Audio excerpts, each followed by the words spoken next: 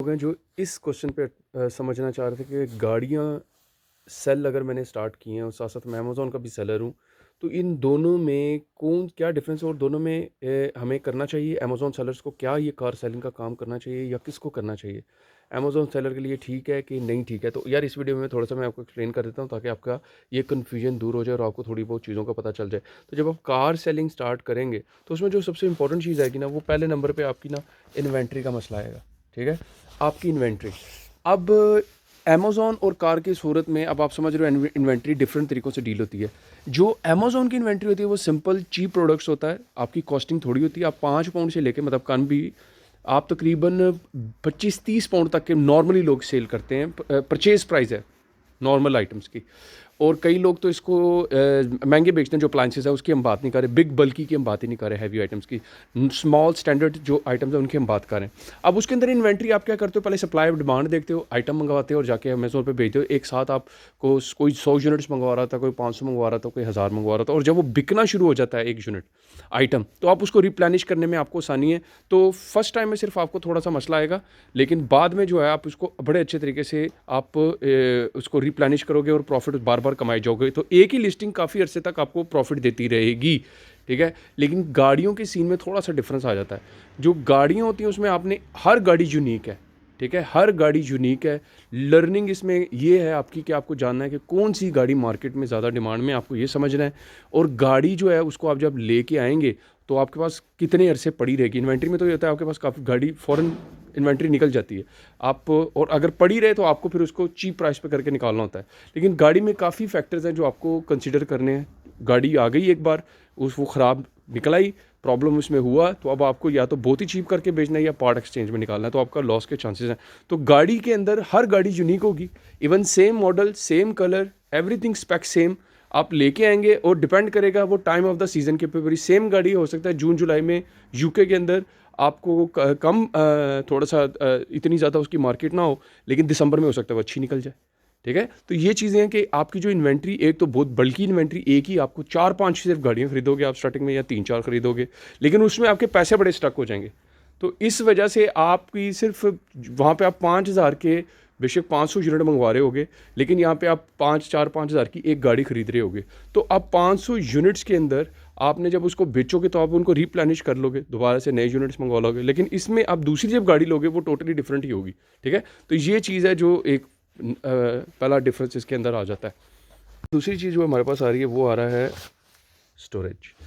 अब आपको पता ही है, आप अमेज़न के वेयर हाउस में अपने आइटम सेंड करोगे, जब आप अमेज़न के सेलर होगे, और वहाँ पे जाएगा, उनके पास उसको स्टोर कर लेंगे, और आपके पास ये चीज़ आपके हाथ में है कि आपने जब भी कोई यूनिट, कोई आइटम ख़रीदने लगोगे, आप उसकी जब प्लानिंग करोगे तो उसमें सोचोगे इसको मैं छोटा यूनिट ख़रीदूँ या लाइट वेट ख़रीदूँ, या उसके अंदर आपको यानी ज़रूरी नहीं हर टाइम आप एक ही वेट का या एक ही साइज़ का यूनिट बेच रहे हो। हमेशा आप कभी डिफरेंट यूनिट खरीद रहे होगे, ठीक है, उसका डायमेंशन डिफरेंट होगी, वेट डिफरेंट होगा, क्योंकि आपको पता है एफबीए की कॉस्ट पड़ेगी। तो एफबीए को आप रिड्यूस करने के लिए उसकी फुलफिलमेंट कॉस्ट को आप खेल सकते हो, डिफरेंट प्रोडक्ट्स को मंगवा के बेच सकते हो, जो बिकेगा फिर आप उसको लेके चलोगे। तो उसकी स्टोरेज कॉस्ट भी पर आइटम जो है वो कम पड़ रही होती है, और उसके अंदर आपका बस निकल रहा होता है साथ साथ फुलफिलमेंट। आपकी जब आइटम बिक रहा होता है तो आपकी स्टोरेज कॉस्ट का इतना मसला नहीं आ रहा होता, अनलेस आपका इन्वेंट्री जो है वो स्टक हो जाए। तो लेकिन जब आप एक बार एक आइटम बिकने वाला आ जाता है, आपके हाथ लग जाता है, तो वो आप उसको रिप्लेनिश करते रहोगे, वो बिकती रहेगी, स्टोरेज कॉस्ट इस तरीके से आप मैनेज कर जाओगे। तो ये है कि आप दूसरा, आपको कोई अपनी प्रेमिसेस लेने की जरूरत नहीं है, सारा अमेज़न डील कर रहा होगा, उसको आप भेज रहे होगे। तो स्टोरेज के लिए आपको कोई बिल्डिंग नहीं लेनी। लेकिन अगर आप फिर भी चाहो, मर्चेंट बेचना चाहो, तो आपको छोटा मोटा स्टोरेज यूनिट्स आप ले सकते हैं, और उसमें ये फ्लेक्सिबिलिटी, आपके पास 5-6 स्टोरेज यूनिट्स आपके इर्द गिर्द होंगे, जिनमें से आप जिसकी प्राइस आपको सबसे सूट करेगी आप उसको पकड़ेंगे। ये फ़ायदा है, और छोटी स्पेस में ज़्यादा वॉल्यूम आप रख सकते हो, ज़्यादा आइटम आ सकता है। तो ये है अमेज़न सेलर के लिए स्टोरेज का कोई इतना बड़ा इशू नहीं आएगा, वो इसे संभालेगा। लेकिन जब गाड़ी लोगे तो अब उसमें प्रॉब्लम आएगा, ठीक है। एक तो गाड़ी जब आप लोगे उसकी क्या कहते हैं, उसको रखने के लिए आपको जगह चाहिए। अगर घर के बाहर अपने घर के रखते हो तो 2 गाड़ियाँ, 1 या 2 ही रख सकते हो ज़्यादा से ज़्यादा। अगर सड़क पे खड़ी करते हो तो इंश्योरेंस वालों को बताना पड़ेगा, ट्रेड इंश्योरेंस वालों को, और आपको ट्रेड प्लेट लेनी पड़ेगी, ठीक है। एक्स्ट्रा जो हैसल है स्टोरेज के लिए करने के लिए सिर्फ आपको इंश्योरेंस भी लेनी पड़ेगी, ताकि गाड़ी आपके पास पड़ी हुई है, ज़ाहिर सी बात है, और उसकी सूरत में आपको लेनी नहीं पड़ी इंश्योरेंस। अमेरिका के अंदर सिर्फ अब आप अमेज़ॉन इंश्योरेंस मांग रहा है, और वो भी इतनी ज़्यादा नहीं होती है, लेकिन जब आप गाड़ी की बात करते हो तो उसमें अच्छी वाली इंश्योरेंस आपको देनी पड़ती है। पर मंथ हर एक की डिफरेंट होती है, कोई 300 पाउंड से लेकर 1000 पाउंड तक पर मंथ में जा सकती है, लेकिन 1000 बहुत ज़्यादा मैंने आपको कह दिया, 300 से 600 700 तक आप समझ लो। तो और ट्रेड प्लेट भी आपको लेनी पड़ती है। तो ये जो एक्स्ट्रा लवाजमात सिर्फ स्टोरेज करने के और गाड़ी को मूवमेंट करने के लिए आपके ऊपर आते हैं, ये एक एक्स्ट्रा कॉस्ट है। और इसके बाद गाड़ी अगर खड़ी है, डैमेज हो सकती है, कोई बंदा उसके स्क्रैच मार सकता है, खड़े खड़े कोई बंदा की चेन मार सकता है। इसीलिए आपको इसकी एक स्टोरेज फैसिलिटी लेने का चक्कर, अगर आपको प्रॉपर काम करना है, एज अ पार्ट टाइम नहीं करना, तो वो फिर आपको उसकी अलग से कॉस्ट है, वो यूनिट आप लेना है। और फिर आपको एक नंबर ऑफ़ गाड़ियाँ एक महीने में बेचनी है, ताकि आप वो जो आपने जगह लोकेशन ली है गाड़ियों को रखने के लिए, वो आप बियर कर सकें उसकी कॉस्ट। तो कॉस्ट वाइज मेरी नज़र में जो गाड़ियाँ हैं, आप अगर एक दो कर रहे हैं तो फिर तो कोई इतना बड़ा मसला नहीं, आप घर के बाहर खड़ी कर सकते हैं, और आपके पास अगर ड्राइववे है तब। अदरवाइज़ आप जब सड़क पे खड़ी करेंगे तो वो एक लीगल लायबिलिटी हमेशा उसकी रहेगी, और आप हमेशा स्ट्रेस में रहेंगे डैमेज ना हो जाए, क्योंकि डैमेज होगी तो आपकी वैल्यू फ़ौरन गिर गई उस गाड़ी की। तो ठीक है, तो ये प्रॉब्लम जो स्टोरेज पॉइंट ऑफ व्यू से आपको गाड़ियों के अंदर आएगा, और आपको एक्स्ट्रा इंश्योरेंस और वो इस तरह की चीज़ें लेनी पड़ेंगी। तो फिर जब हम स्टोरेज को देख लेते हैं, तो फिर उससे अगली चीज़ जो हमारे जहन में आएगी अब आएगी, वो है प्रॉफिट। ठीक है, तो फिर प्रॉफिट क्या, किस तरह का इसका सीन होगा।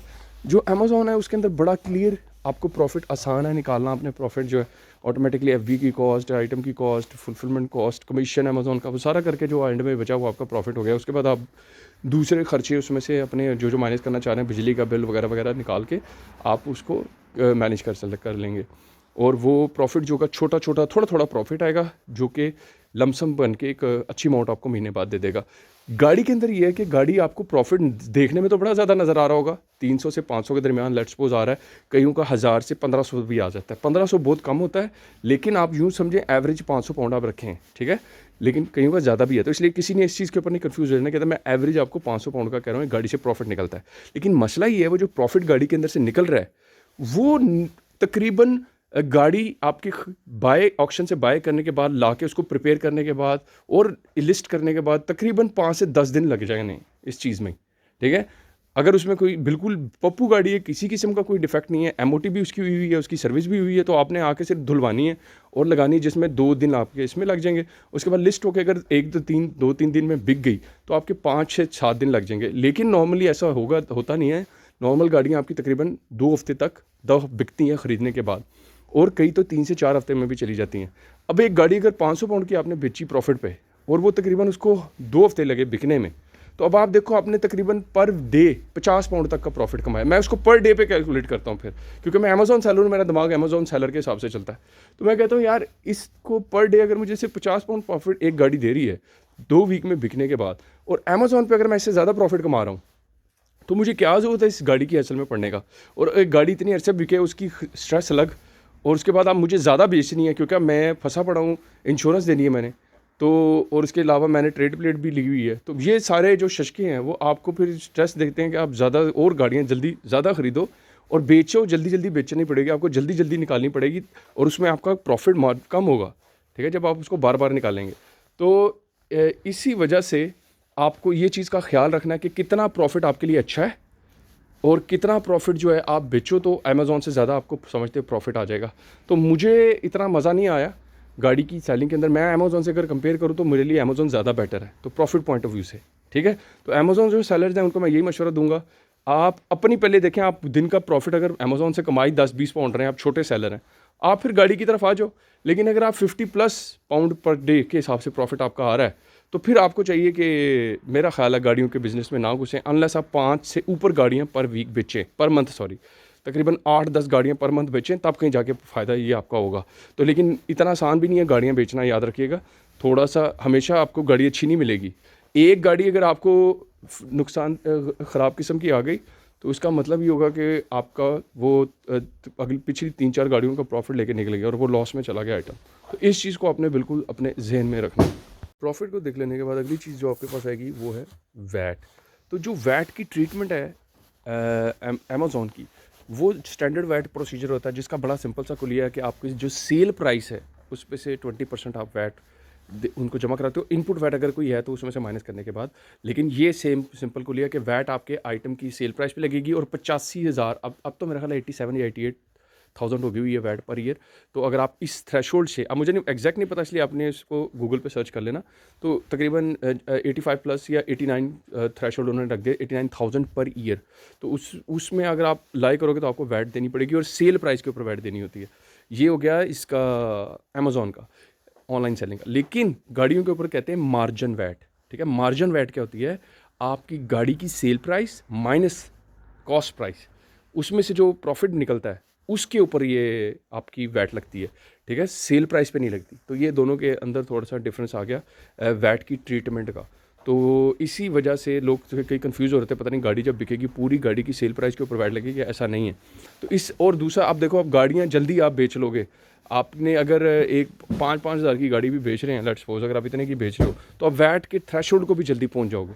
अमेज़ॉन की सूरत में हो सकता है आपको थोड़ा टाइम लगे, लेकिन इसमें जब जल्दी पहुंच जाओगे तो आपको फिर फ़ौरन वैट के लिए रजिस्टर्ड होना है। तो इस बिज़नेस में जो इशू है वो एक ये बड़ा है कि वैट के लिए आपको अपने आप को जल्दी रजिस्टर करना पड़ जाएगा और इसमें मार्जिन वैट आपको देनी होती है। वैट के बाद जो अगली इम्पोर्टेंट चीज़ आ जाती है वो आपका है नॉलेज। ठीक है, अब अमेज़ॉन के अंदर जो होता है, एक आप वक्त के साथ साथ सीखते हो, आप प्रोडक्ट लेते हो, आप प्रोडक्ट हंटिंग करते हो, सप्लाई डिमांड देखते हो और आइटम जाके लगा के उसको बेचना शुरू कर देते हो। लेकिन गाड़ियों के अंदर आपका एक लर्निंग कर्व किस्म का बन रहा होता है। ऐसा नहीं होता कि फ़ौरन आपने गाड़ी की पहली गाड़ी ले ली तो आप समझते हो कि आप एक्सपर्ट हो गए या दूसरी ले ली एक्सपर्ट हो गए, ऐसा नहीं है। वक्त के साथ साथ आपका नॉलेज डिफरेंट गाड़ियों की डिफरेंट नोयत है। बाज़ का आपको लगेगा ये गाड़ी इतनी अच्छी नहीं है लेकिन वो अच्छी बिक जाएगी, बाज़ का आपको लगेगा ये बहुत अच्छी है, वो अच्छी नहीं बिकेगी। तो कोई ऐसा सेट क्राइटेरिया नहीं होगा, कहीं पे कोई ना कोई इशू होगा। ठीक है, लेकिन इसी वजह से कई बायर्स होते हैं नॉर्मली एक या दो तीन किस्म की गाड़ियों के अंदर ही फोकस करते हैं। अब आपने ये डिसाइड करना है, आपने एसयूवी लेनी है, आपने स्टैंडर्ड कार लेनी है, आपने कौन सी एस्टेट लेनी है, काफ़ी यानी इसमें जो आपके हैं हैचबैक वगैरह, तो कौन सी वाली गाड़ी आप लोगे? और 1.2 लोगे, लो इंश्योरेंस वाली लोगे, कार्बन डाइऑक्साइड आ गया, यूके के अंदर लॉज आ रहे हैं बहुत ज़्यादा डीजल से रिलेशन और कार्बन डाइऑक्साइड एमिशन से रिलेटेड कि। और इसी तरह लंदन के लिए अगर आप गाड़ी लंदन में बैठे हुए हो गाड़ियाँ बेचने के लिए, तो अब आपको वेरी एक्स्ट्रा केयरफुल होना है कि लंदन के लॉज के लिए वो गाड़ी प्रॉपरली चल रही है कि नहीं चल रही है। मसलन जो डीजल गाड़ी है उसके लिए यूरो 6 होना चाहिए और जो पेट्रोल गाड़ी है उसके लिए यूरो 5 होना चाहिए। ये वाला नॉलेज आपके पास, आपको ये हासिल करना है। और इसी तरीके अब ये हो सकता है रोल आउट पूरे यूके में आहिस्ता आहिस्ता हो जाए। और आपको पता होना चाहिए इस टाइम बड़ी स्पीड में यूके के लास्ट बदल रहे हैं। यूके चाह रहा है कि आगे पेट्रोल और डीजल की गाड़ियाँ बिल्कुल ही ख़त्म कर दी जाएँ, तो जिनकी वजह से वो क्या चाहेंगे कि आपको इसलिए आपने अब गाड़ियाँ बड़ी ध्यान से ख़रीदनी है। लेकिन अब ईवी की जो गाड़ी है वो इलेक्ट्रिक गाड़ी जिसे कहते हैं, अब प्रॉब्लम ये है हुकूमत चाह रही है कि ज़्यादा से ज़्यादा कंपनीज ये बेचें, लेकिन लोग खरीद नहीं रहे इतनी गाड़ियाँ, तो डिमांड नहीं है। लेकिन फिर भी आपको इसको भी ज़हन में रखना है कि ईवी का भी फ्यूचर आ रहा है और पेट्रोल और डीजल की गाड़ी किस किस्म की गाड़ी ले रहे हो। इसके अलावा जब आपका पेंट रिपेयर, डेंट रिपेयर और इस तरह की चीज़ें आएंगी, आपको एमओटी करवानी है, आपकी गाड़ी का क्लच क्या होता है, गाड़ी का गियर बॉक्स का कैसे पता चलेगा आपको, गाड़ी के इंजन का ऑयल का कंटेमिनेशन क्या है, इसी तरीके से कूलेंट कंटेमिनेशन है। इस तरह के काफ़ी एक्स्ट्रा फैक्टर्स हैं जो आपको नॉलेज आपको गेन करना है, वक्त के साथ साथ सीखना है। ठीक है, तो इसके अंदर ये है कि आपके नॉलेज का एक तो आपको वक्त के साथ साथ पता चलेगा एक्सपीरियंस के साथ, और इसका नॉलेज इतनी इजीली अवेलेबल नहीं है। अमेज़ॉन का नॉलेज इजीली अवेलेबल है, गूगल पे जाओ सर्च करो सब कुछ मिल जाएगा। लेकिन कार सेलिंग में आपको इतना नॉलेज नहीं मिलेगा, आपको खुद विद एक्सपीरियंस ही ये काम करना पड़ेगा। तो ये वो यार सारी चीज़ें जिसके बाद मैं नहीं, अगर मुझसे आप पूछें तो मैं यही आपसे मशवरा दूंगा जो अमेज़ॉन सेलर है, इन चीज़ों को देखते हुए यार मेरी नज़र में अमेज़ॉन सेलर को चाहिए, अगर उसका प्रॉफिट 50 पाउंड या 40 पाउंड पर डे आ रहा है तो उसको चाहिए अमेज़ॉन पे फोकस करे और अमेज़ॉन लिस्टिंग्स और इस पे ही सीखे। लेकिन एक बंदा है जो कि अमेज़ॉन सेलिंग करता ही नहीं है, वो बेशक कार सेलिंग की तरफ आए। ठीक है, क्योंकि उसको ऑनलाइन का शौक नहीं है, ऑफलाइन ये बड़ा अच्छा है, अपने आप को लेके चले, ज़्यादा गाड़ियाँ ऐड करे, थोड़ा एक्सपीरियंस ले, तो उसके लिए फ़ायदेमंद चीज़ है। Amazon seller I don't think so उसके लिए इतनी प्रॉफिटेबल यूज्ड कार की सेलिंग है। अमेज़ॉन सेलर को चाहिए अपने आप को वाइड करे, अमेरिका अगर यूके बेचा तो अमेरिका में घुसे, टिकटॉक में घुसे, दूसरे मार्केट प्लेसेस में जाए, क्योंकि उसने नॉलेज हासिल कर ली है ऑनलाइन सेलिंग का, तो उस नॉलेज को उसी स्पेक्ट्रम में यूज़ करे। ठीक है, तो इससे तो मुझे उम्मीद है आप, और जो कार सेलिंग वाला बंदा है वो होना चाहिए जिसको ऑनलाइन का कोई आइडिया ना हो, तो इसको ये फ़ायदेमंद है। तो मेरी नज़र में आपको थोड़ी बहुत साइंस समझ आ गई होगी कि आपको as a Amazon seller used car की सेलिंग करनी है कि नहीं।